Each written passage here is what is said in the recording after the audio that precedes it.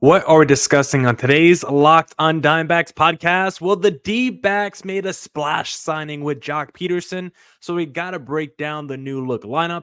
And are the D-backs now the best team in the NL West? You are Locked on Diamondbacks, your daily Arizona Diamondbacks podcast, part of the Locked on Podcast Network, your team every day.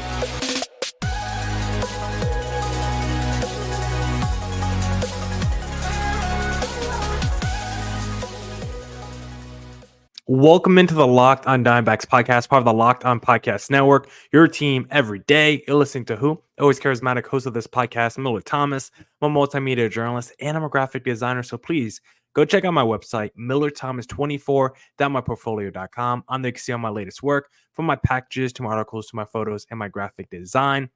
If you want to see more content by me, just follow me on Twitter at CareerThomas24 for my personal account, or look up Locked on Diamondbacks, both Twitter, Instagram for the podcast handle. And of course, thank you for making Locked on Diamondbacks your first listen every day. I would not be able to do this podcast without you, my loyal listeners, sharing, subscribing, reviewing, doing all of that so I could do this podcast for you. Thank you. It's free and available on all platforms, so please continue to tell your friends. On today's show, we are going to be talking about the D-backs. Are they the best team in the NL West after their DH signing of Joc Pederson? We'll break down the new look lineup and just talk about Pederson overall, how he fits in Arizona. But before we get into the whole conversation, I first want to tell you that today's episode is brought to you by Game Time. Download the Game Time app, create an account, and use code LOCKEDON for $20 off your first purchase. But now, let's talk about that D-backs big splash signing. The D-backs went out there and signed Joc Pederson. We don't have the full details yet, but it feels like a one-year deal with an option for the second year.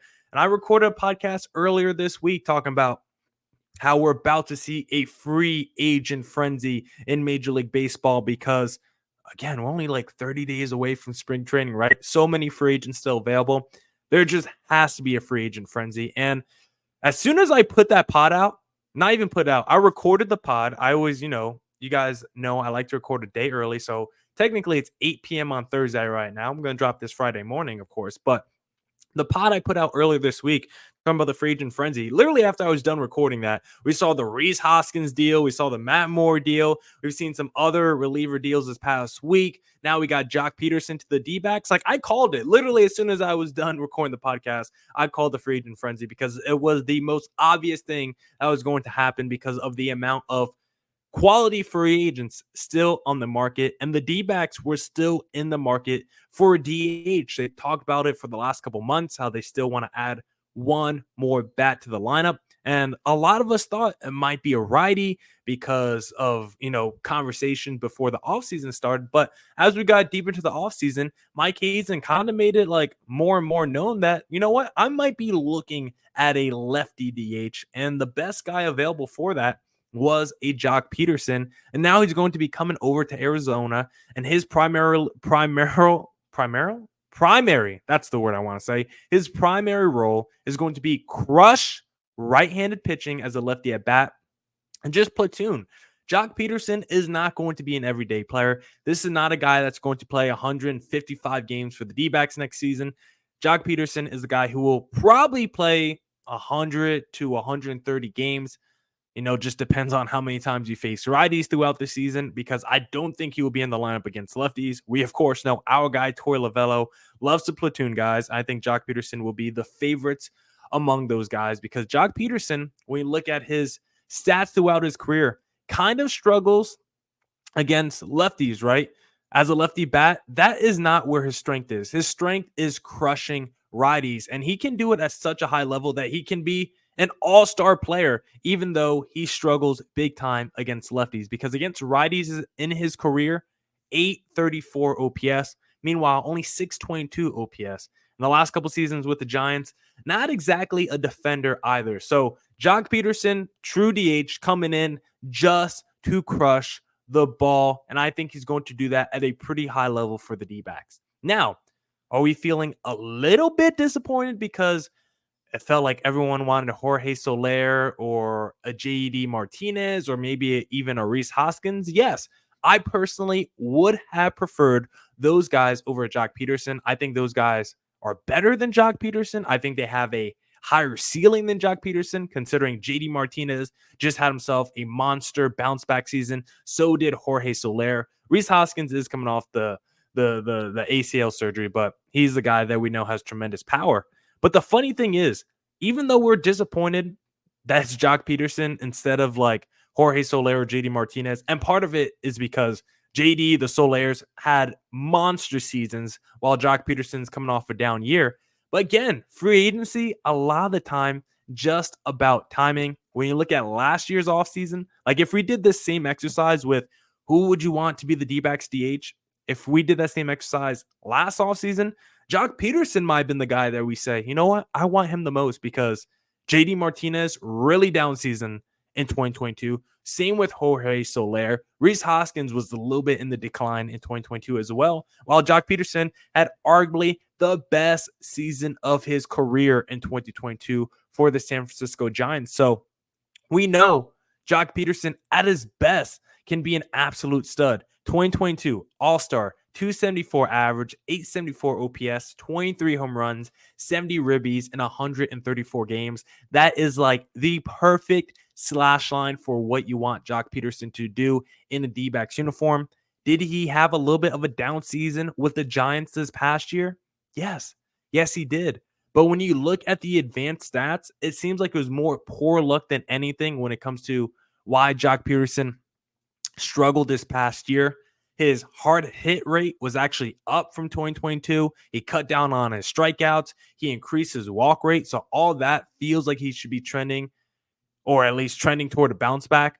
His BABIP and his home run to fly ball rate way below his career average as well. And this is still someone that ranks in the 80th percentile or better in expected WABA, expected slugging percentage, average exit velocity, hard hit rate, the walk rate as well. Like all the advanced stats.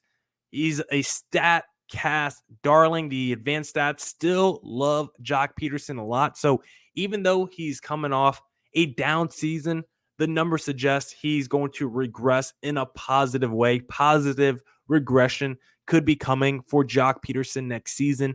And if that happens, Joc Pederson could be the cherry on top to this D-backs lineup. And when you consider what his role is going to be, lefty platoon guy who's going to crush right-handed pitching, the main reason that you want to bring in Joc Pederson is because when you look at these NL West rotations, they are so righty heavy. You look at the Dodgers, Tyler Glasnow, Yamamoto, Walker Buehler, Bobby Miller, all righties. Webb, Stripling, Wynn, Hicks, Cobb from the Giants, 5 starters, all righties. Padres, Musgrove, Darvish, King, Waldron, Avila, all righties.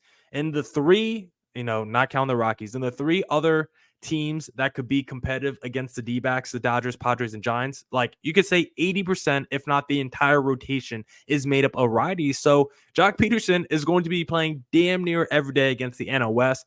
And the second best part about it is he knows the Giants organization. He knows the Dodgers organization. That is someone that has played both in San Fran and LA.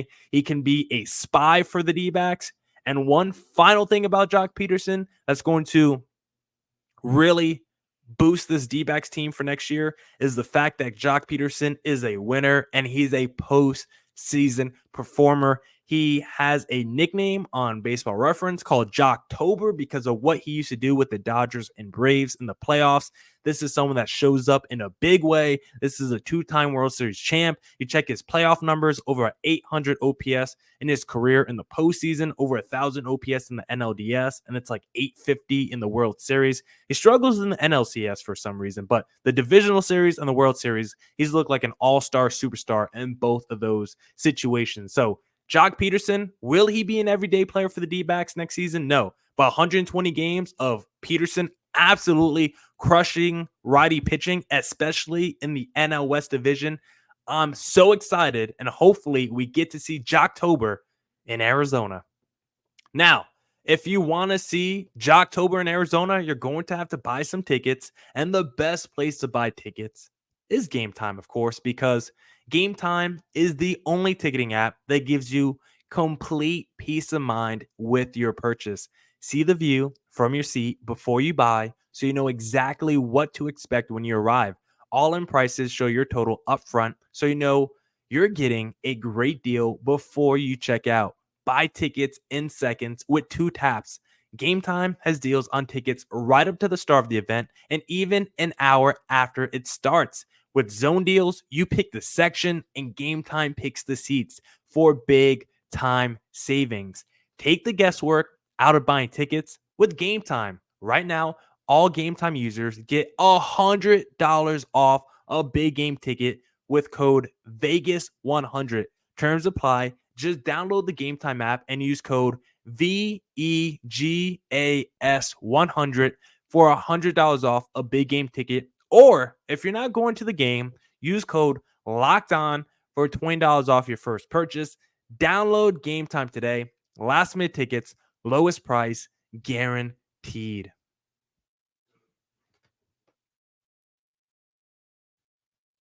Welcome back into the Locked On Diamondbacks podcast. Now let's talk about what that new look D-backs lineup might potentially look like in 2024 because Joc Pederson now coming to this D-backs lineup. We've been waiting for the DH. We felt really good about this D-backs lineup so far this offseason because we brought back Lourdes Gurriel and we made a major upgrade at third base with Eugenio Suarez, but we still felt like we needed one more at bat to just push the overall ceiling of this lineup over the edge.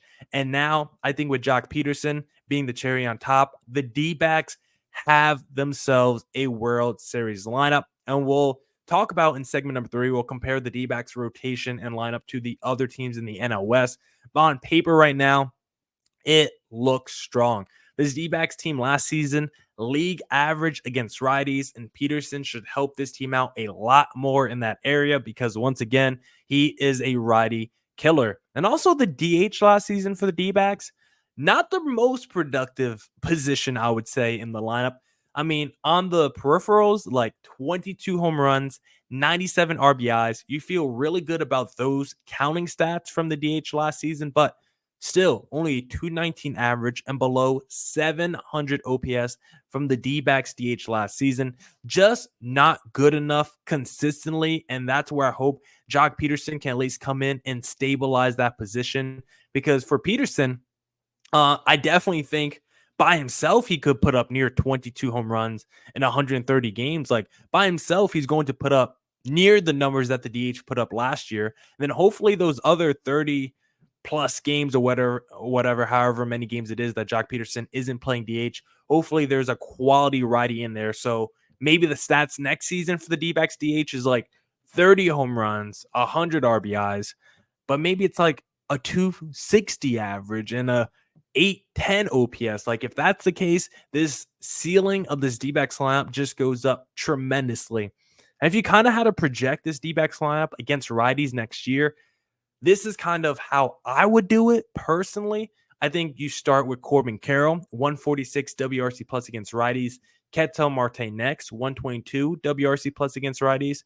And then this is where it gets pretty finicky because you could either go Christian Walker to play, to be third in the lineup. You could go Joc Pederson here, or it could go Lourdes Gurriel. And to be honest, I think you probably go Joc Pederson, number 3 in the lineup. You could potentially go Lourdes Gurriel, but you probably, if you're going against a righty, you probably want that lefty a little higher in the lineup. I just feel like Christian Walker is probably going to be locked into that cleanup spot once again because Torey Lovullo just absolutely loves to play Christian Walker in the cleanup spot despite his issues with runners in scoring position. So I think it would be Carroll, Marte, then Joc Pederson as your number 3 with a 115 WRC plus against righties. Then Christian Walker, number 4, 114 WRC plus. Then you probably go Lourdes Gurriel, number 5, 100 WRC plus. Eugenio Suarez, 99. Gabriel Moreno, 86. Alek Thomas, 86. And then Geraldo Perdomo, 105.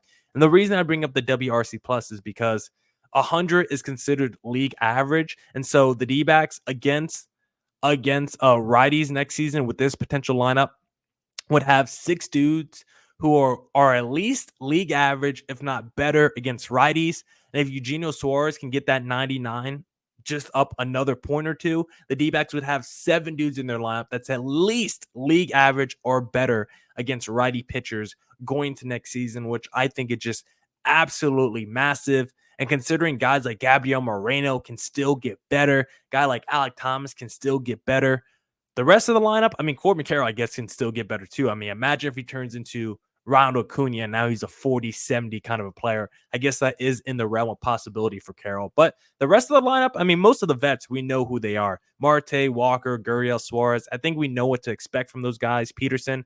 But the Morenos, the Thomases, Domos, Carrolls, like, those guys are super young, and they can still continue to get better. So that lineup, despite how it looks right now, might even be better than what we think in our heads because of how young they still are, right? Corbin Carroll, Thomas, Moreno, Perdomo, like those are all guys 25 and younger. And if they take another step forward, like the ceiling of this D-backs team from a lineup offensive perspective, like this is going to be one of the best D-backs lineups ever put out on the field because the D-backs typically aren't a high scoring team.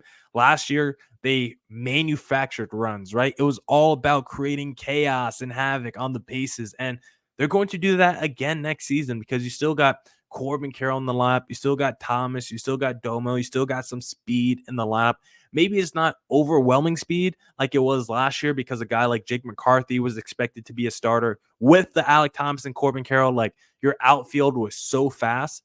And I probably don't feel like this D-backs team will be as fast going to next season in terms of stolen bases, but I could be wrong. Marte steals more than I realized. Christian Walker steals more than I realized. Domo's a quality base stealer. Like maybe this D-backs team once again can manufacture the runs, do the chaos, do the havoc like they did this past year. They can do that with the addition of power that they add to this lineup. Like this D-backs team now has multiple ways to skin the cat. You can still send Corbin Carroll on the bases, use his speed. You can use Domo and Thomas at the bottom of your lineup to really set the table for the guys at the top of your lineup with their speed, with Domo and Thomas probably being your 8 and 9 hitters.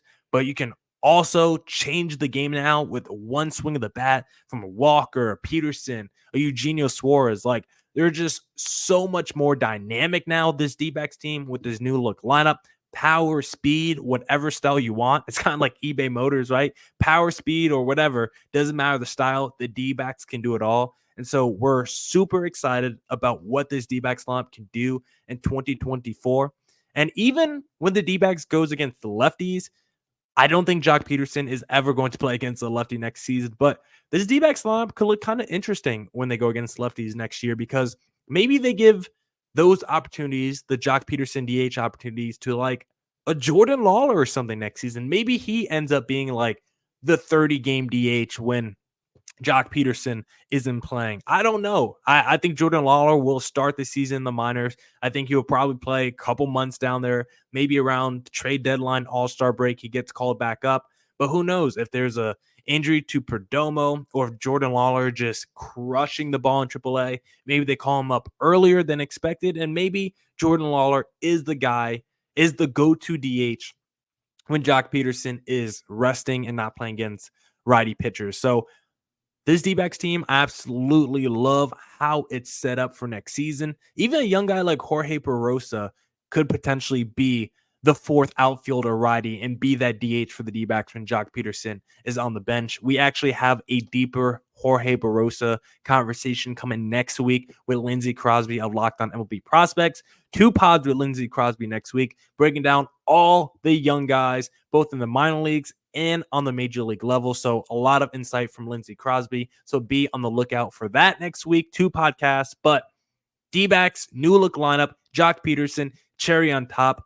Dynamic, power, speed, doesn't matter the style. D-backs, multiple ways to skin the cat, and I think their offense is going to be electric in 2024.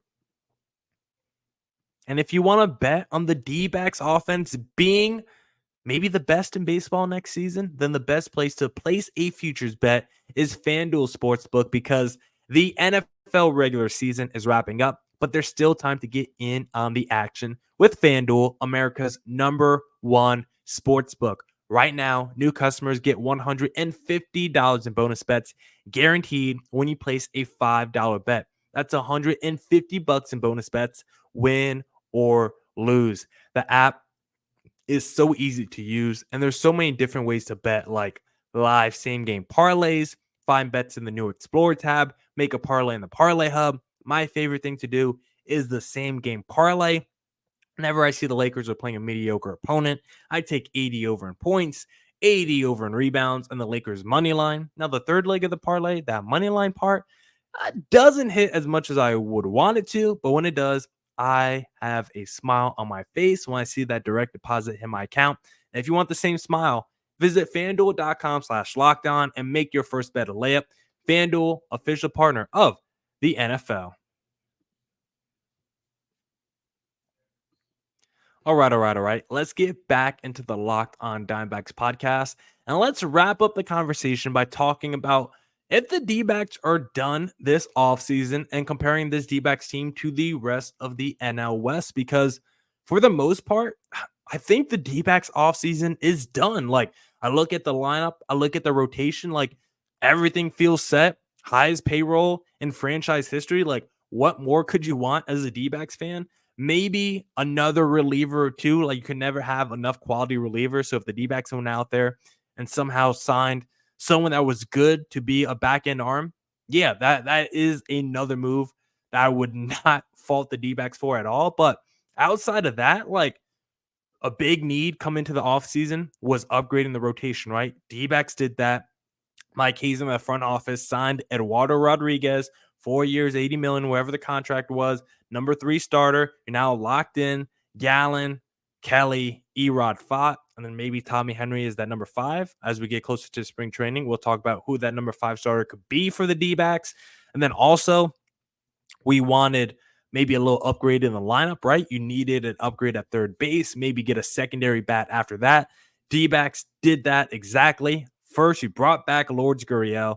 I mean, I don't think that was first. That was technically second. I think first you traded for Eugenio Suarez. Big upgrade at third base over Evan Longoria. You re-signed Lourdes Gurriel. Very good left fielder coming off a fantastic defensive season. Great personality. Great clubhouse guy.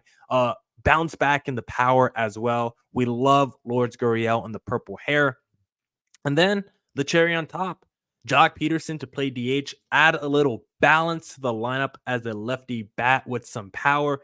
D-backs have filled every single hole and weakness that they had entering the offseason, and they did it without breaking the bank, really. Like, the most expensive contract they signed was Erod, but when you're the D-backs, you could sign Erod to a 4 for $80 because Erod is the now highest paid player on the D-backs, which feels absolutely insane to say. So when I look at the D-backs needs for the rest of the offseason, like, if you want to get another quality reliever, that's about the only thing that I would want. But if you're Mike Hazen, pat yourself on the back. You can go take the rest of the offseason free agency off. Go do some scouting for the draft. Get ready for spring training because you had yourself a tremendous offseason. And we'll definitely be doing an offseason report card as we get closer to spring training. But Mike Hazen, round of applause. Absolutely tremendous offseason by you and the D-backs front office. So with that being said, how would you compare this D-backs team to the rest of the division? Well, comparing the D-backs to the Dodgers, of course, everyone is going to say the Dodgers are better than the D-backs, and I can't fault you. I will say the Dodgers have a lot more talent, but pound for pound, just straight up production, I do think this D-backs lineup and rotation can get pretty close to this Dodgers team. Look, Mookie Betts, Ohtani, Freddie Freeman, Will Smith, Max Muncy is an elite 1 through 5, but Corbin Carroll can definitely do whatever Mookie Betts does. Ketel Marte, I mean, he's not as good as Shohei Ohtani, but Ohtani's coming off the Tommy John. How is that back going to look? Marte is still a freak of nature. Joc Pederson, maybe batting number 3, still has a ton of power as a lefty. Christian Walker, power righty. Gurriel, solid hitter. Suarez is your number 6. Maybe he turns it on with the power and has one of those 30 to 40 home run type of seasons. Like, yes, the Dodgers lineup is definitely more talented on paper than this D-backs lineup. I would never question that. But from a production standpoint, I do think the D-backs lineup could at least do 80 to 85% of what that Dodgers lineup is going to do. Then the rotation is really where I think the D-backs could catch the Dodgers, to be honest, because look, Glasnow is a freak of nature. He's a stud. He's always hurt, though. Walker Buehler coming off major injury. We'll see how he looks. Yamamoto, I think he's going to be a stud, but he's also unknown. And so we'll see how he adjusts to Major League Baseball. Gallen, we know, one of the best pitchers in baseball the last few years. So has Merrill Kelly. Erod, injuries galore, but when he's right, we know how good he is. And then the Dodgers fans know how quality Brandon Pfaadt is from his postseason run. So I definitely think the D-backs rotation can match up with this Dodgers rotation. I think the lineup is maybe more of a stark difference because the batters at the top of this Dodgers lineup, and they still have someone like Teoscar Hernandez maybe as like their number 7 hitter, which is just absolutely ridiculous. But I think there's a lot more risk than we realize when it comes to the Dodgers rotation. I think that's where the D-backs had actually closed the gap. But I would say the Dodgers are the best team in the division. I think that's fine. But I just think it's closer than what people think pound for pound from a production standpoint. Dodgers versus D-backs.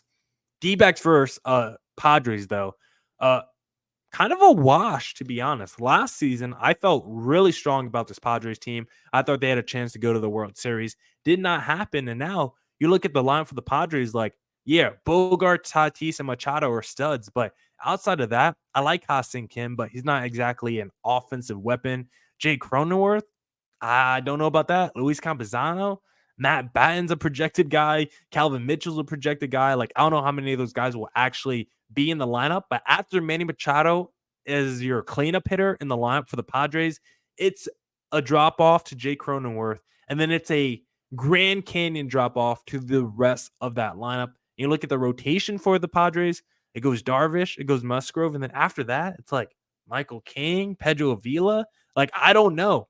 That Padres team has been making payroll cuts. They've been taking out loans. This D-backs team, the top end talent, they don't have anyone. I mean, Corbin Carroll's as good as Machado or Tatis, but those are 2 superstars. The D-backs only have 1 true superstar. I don't think Ketel Marte is a superstar player. I don't think we would put him on the same level as Machado and Tatis. But if Machado has another season like he just had, you can put Marte above Machado. But as it currently stands, maybe the top 2 guys in the Padres lineup are better than the best of the best in the D-backs lineup. But from a depth standpoint, it's not even close. This D-backs lineup goes like 7 or 8 deep now with quality hitters. And that Padres lineup just does not do that. And the rotation, Yu Darvish, old as hell. How much trust do you have there? D-backs wash the Padres.